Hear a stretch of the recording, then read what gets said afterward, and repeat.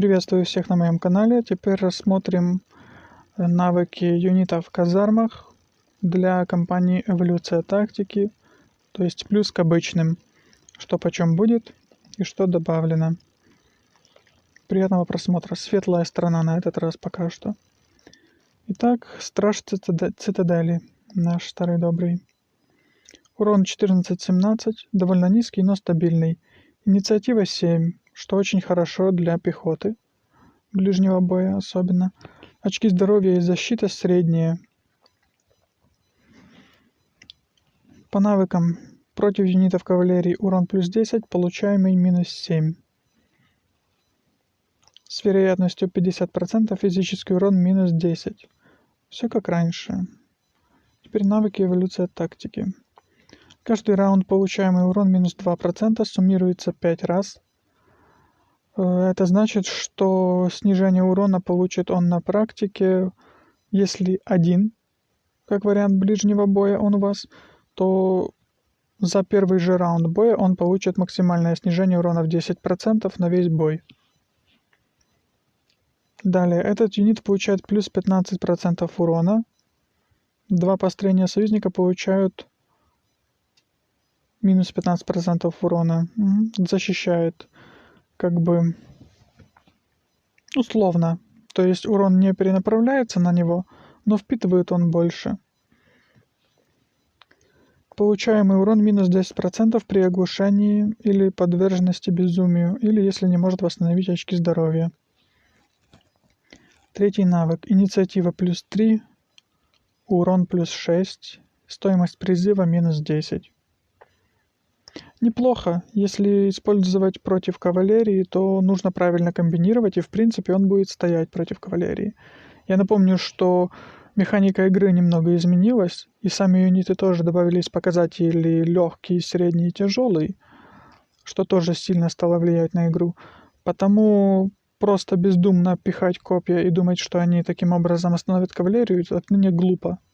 Они так не остановят кавалерию теперь. Но копья очень сильно могут сейчас вредить кавалерии, все еще, если использовать их правильно и с мозгами. Если, например, поставить герою с уклонением в первые раунды, или с выживанием, или вот, например, если эволюция тактики, вот этот вот навык поставить им, и снижение защиты при этом у врага добавить, то они будут очень сильно бить кавалерию. Но это все нюансы и детали. Нужно лично каждому герою подбирать и одежду, тогда будет работать. Дунедайны. Инициатива 14. Видим, да? Инициатива у них отныне такая же, как у большинства кавалерии. Урон 15-22 низкий, здоровье и защита по 36 тоже низкие, но высокая скорость марша. Против вражеских целей дальнего боя урон плюс 10% и приоритет в бою для него вражеские цели дальнего боя. Получаемый урон от отрядов дальнего боя минус 10. Получаемый урон от вражеских юнитов дальнего боя минус 5, еще больше усиливается. И вероятность 100% отход от 5 первых атак. Вероятность 50% нанести увеличенный на 10% урон. Дунедайн получает защиту от одного союзного юнита построения. Ага, это значит, что у нас с 50% вероятностью он наносит плюс 10% урона, и в этот же момент один из союзных юнитов будет его защищать. Длительность не указана, скорее всего на один раунд или на одну атаку, как-то так, немного. На себя каждый раунд с вероятностью 100% снимает отрицательный эффект статуса. Дополнительные, как третий, юнит инициативы плюс 3, плюс 6 к урону и минус 10 к стоимости призыва. Понятно, что скорее всего будет выбран плюс 6 к урону. Катафракт. В чистом виде он у нас урон 24-33, средний для кавалерии, но очень хорошие очки здоровья 90, при этом при неплохой защите в 48. Инициатива 14, атака 32. По навыкам. Получаемый урон минус 2. Минус 10 к получаемому урону от вражеских отрядов ближнего боя. Навык мой дополнительный не смотрите, это я все не менял, потому как обновление вышло, сезон заканчивается, смысла нет. Первый навык. Первые 3 раунда получаемый урон минус 25%. Это сейчас пока что еще отличный навык. Почему? Потому что помним, здесь не указано, что физический урон. То есть весь магический урон в том числе будет снижен, что просто отлично. При попадании враждебная цель минус 10 к защите. Очень слабо. Получаемое лечение плюс 5 и наносимый дополнительный урон плюс 20. Случайному врагу при исцелении. Юнит инициатива плюс 3. Юнит урон плюс 6. Время и стоимость призыва минус 10. Рыцарь. Ага. Рыцарь лебедя. Это у нас тир 4 Гондора. Изначальный его урон, смотрим, 26-34. Почти то же, что и катафракт. Но выше очки здоровья и защита. Очки здоровья 98 и защита 60, что очень хорошо. Инициатива также 14, атака 60. Навыки первые два такие же, как у кота. А нет, первый лошади, минус 2% урон. А второй первые 3 раунда повышает собственную защиту на 20 единиц и защищает 2 союзных формирования. То есть из 4 он защищает 2, сам он третий, 1 без защиты. Не всех, как раньше. Что мы имеем в дополнительном? Получаем урон от отрядов ближнего боя минус 10. На себя следующий случай наносимого урона плюс 10 может каждый раз при получении урона может суммироваться до 5 раз. Учитывая то, что он защищает нас союзников, 2 формирования, суммируется 5 раз, то есть следующий случай наносимого урона плюс 50% на максимуме. И этот бонус, скорее всего, он получит по завершении первого же раунда боя. Очень хорошо, на мой взгляд. Если ваша армия состоит из 3 разных рас, наносимый этим формированием урон повышается на 10%. Постоянно. Угу. Раньше это был крутой навык, сейчас соседний уже, на мой взгляд, лучше. Инициатива плюс 3, урон плюс 6 и время и стоимость призыва минус 10. Часовой. Вот здесь имеется уже нюанс. Помним, да, скорость у часового была 71. Теперь смотрим инициатива 9. 9. Очки здоровья 27, низкие. Защита 35, средняя. Урон 23-25. Как для пехоты дальнего боя, это хороший урон. Ага, очки здоровья это не чистые, чистые 26. Ну да. Навык его в изначальном виде с вероятностью 100% отход от первой атаки. Теперь он абсолютно бесполезен, на мой взгляд, потому как это ничто, учитывая, сколько много атаки за первый раунд же идет. Дополнительные навыки. Получаем урон от вражеских юнитов ближнего боя минус 10. Рассеивание. Каждый раунд наносит дополнительно 3% урона 3 прострениям врага. Это хорошо. Точный выстрел приоритет юнитам кавалерии вражеским, и против них же наносимый урон плюс 10%. Дополнительные очки здоровья плюс 5, получаемый фокусированный минус 5 и стоимость призыва минус 10. Рыцарь с луком. Инициатива 15, то есть немножечко выше, чем у другой кавалерии. Урон 34-40. Хороший. Очки здоровья 73, защита 34, средняя, как для кавалерии. Что мы имеем по навыкам? Кавалерия, минус 2 получаемый урон. Гроза гигантов против большого юнита, плюс 10% наносимый урон. Изначальные очки 70, здоровье. Получаемый урон от вражеских юнитов ближнего боя минус 10%. Второй навык. На себя каждый раунд с вероятностью 100% снимает отрицательный эффект статуса. Обычные атаки заставляют цель получать плюс 10% урона в течение одного раунда. И это хороший навык, потому как это влияет и на физический урон, и на магический урон. Третий ранг 5% плюс очки здоровья. Снижает получаемый фокусированный урон на 5%. Время и стоимость призыва минус 10%. Всадник на баране. Старый добрый. Урон 26-33. Инициатива 12. Очки здоровья 86-40. В этом плане все по-старому. Средние показатели, быстрее, чем пехота, медленнее, чем кавалерия. Итак, кавалерия. Получаем урон минус 2%. Топот. Снижает у враждебной цели защиту на 8 единиц на 1 раунд. Больше не проценты, а всего лишь 8 единиц. Потому ради этого навыка его брать уже более не стоит. А вот защита от огня минус 15% получаемый урон горением. Забегая наперед, у алхимиков сейчас точно так же, как у духов леса и у хранителей. Есть изначальный урон и навык плюс такой-то процент получаемый горением. Так вот, насколько я помню, как раз у алхимиков сейчас плюс 15% урон горением к обычному урону. То есть всадники на баранах этим навыком его полностью нивелируют. Дальше, конечно, могут идти у врага бонусы от героя или от одежды на повышение урона горением, но аналогично может быть и у вас. Итак, первый навык элиты. Каждый раунд получаемый урон минус 2% суммируется 5 раз.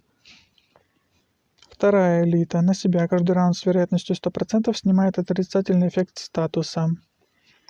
Третий навык «Затяжная война» повышает защиту на 2 каждый раунд и получаемое восстановление на 1%. Складывается 4 раза. Раньше этот навык был неплох, потому был мною выбран под некоторые связки героев. Сейчас же первый навык, по-моему, будет лучше. Дальше юнит осада плюс 6. Получаемый фокусированный урон юнитом минус 5%. Время и стоимость призыва минус 10%. Защитник. Инициатива 5. То есть выше даже, чем у некоторой пехоты. Он больше не самый медленный. Урон 7-20. Очки здоровья 45. Защита 55. Навыки. С вероятностью 50% снижает физический урон, получаемый на 10%. Разрезание наносит дополнительно 20% физического урона в течение одного раунда. Жаропрочная кожа, опять же, снижает получаемый урон горением на 15%. Дополнительные навыки. Получаемый урон от отрядов дальнего боя минус 10%. Мною он был выбран только потому, что в текущем сезоне очень много противников с арбалетами бегают. Практически все изначально только с ними и бегали. Второй навык. При попадании в враждебная цель минус 10 к защите на 1 раунд. 10 единиц, а не процентов. Этот юнит получает на 15% урона больше. 2 союзных построения получают на 15% урона меньше. Он их не защищает, а просто так распределяется баф. Юнит осада плюс 6. Юнит получаемый фокусированный урон минус 5. Юнит время призыва и стоимость призыва минус 10. Кавалерия. Рохана. Инициатива 15. Урон 31-39. Очки здоровья 74 у нас и защита 34. То есть инициатива у него теперь как у луков конных эльфийских. Раньше были они быстрее, чем эльфийские луки. Теперь они равны в этом плане. Получаемый урон минус 2%. плюс 50% урона к первой атаке в бою, которая наносит урон. То есть, если он промахивается, навык не сбрасывается. Итак, первое. Получаем урон от вражеских юнитов дальнего боя минус 5 с вероятностью 100% отход от 5 первых атак. При попадании враждебная цель минус 10 к защите на 1 раунд. Против юнитов дальнего боя наносимый урон плюс 10%. Третья элита. Плюс 3 к инициативе. Плюс 6 к урону. Минус 10 стоимости время призыва. Лук Рохана. Точный стрелок. Урон 18-24. Помним, что у эльфийских, насколько я помню, опять же 23-25 в изначальном виде. Очки здоровья 32, защита 38, выше, чем у эльфов. Инициатива 7. Навык у них единственный изначальный, 2 раунда в начале боя, урон плюс 20. Плюс 20 урон, это получается минимальная планка урона у них на первые 2 раунда составит примерно 23,5 минимальная, как у эльфов изначально. Но у них выше очки здоровья и защита. Инициатива 7. Навыки. Получаемый урон от вражеских юнитов ближнего боя минус 10%. А вот хорошо, наносимый урон плюс 10%. Это уже может быть полезно именно в эволюции тактики ему. Каждый раунд наносит дополнительно 3% урона 3 построениям врага. Юнит инициатива плюс 3. Юнит урон плюс 6. Время и стоимость призыва минус 10. Сравним с тем же ближайшим ему сородичем часовым из эльфов. У него нет плюс урона в третьем навыке, видите? Потому лук Рохана именно в эволюции тактики будет больше наносить, чем часовой. Теперь. Но инициатива у него ниже. В обычных играх он, пожалуй, будет хуже, чем часовой. Глашатай. Инициатива 6, довольно высокая для большинства пехоты. Урон 15-26, разброс большой, очки здоровья 36, защита 42. Все по среднему. Контратака. Урон плюс 20, но урон от обычной атаки минус 10%. Учитывая то, что сейчас большее количество атак в каждом раунде, то контратака выросла в плане полезности. И, возможно, этот юнит будет играть уже хорошо. Получаемый урон от вражеских юнитов ближнего боя минус 10%. Получаемый урон минус 10% при оглушении или попадании под безумие, или если не может восстановить здоровье. Затяжная война. Повышает защиту на 2% каждый раунд, а получаемое восстановление не на 2%, а на 2 единицы, а получаемое восстановление на 1% складывается 4 раза. Допы от третьей элиты плюс 5% к очкам здоровья, минус 5 получаемый фокусированный урон, время и стоимость призыва минус 10%. И вот наш искусственный стрелок, метатель. И здесь приятное нововведение для тех, кто любит гномов. Почему? Потому что, опять же, наконец-таки более-менее соответствует вселенной Властелина Кольца. Инициатива у этого юнита выше, чем у других юнитов ближнего боя светлой стороны, а именно 10. То есть он в изначальном варианте будет ходить быстрее, чем лук Рохана, чем часовой. При этом очки здоровья 35, защита 30. Урон разброс по-прежнему большой, 9.29. Почему я говорю, что похоже на Властелин колец, именно вселенную? Потому что сейчас инициатива отображает скорость реакции в бою больше, а не скорость в целом. Скорость марша, как видите, у него по-прежнему 55. То есть ловкость у него низкая, а вот скорость реакции в бою высокая. В принципе, так и было у гномов.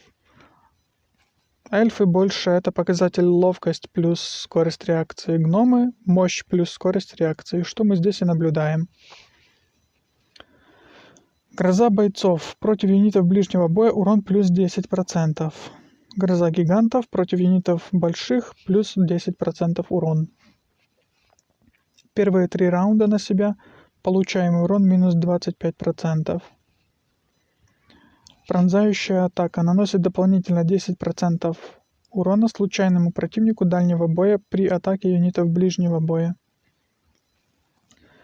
Заряженная атака. Наносимый урон плюс 20%. Начальное значение эффекта уменьшается на 1/4 каждый раз, когда наносится урон. То есть на 5%. Это будет очень полезный навык, пожалуй, если их поставить, я не знаю, тому же, например, Гэндальфу.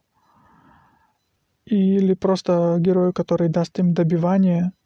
И в комплекте со снаряжением на повышение урона 3 первых раунда. Осада гномов. Юнит плюс 6 осада. Получаемый фокусированный урон минус 5%. Время и стоимость призыва минус 10%.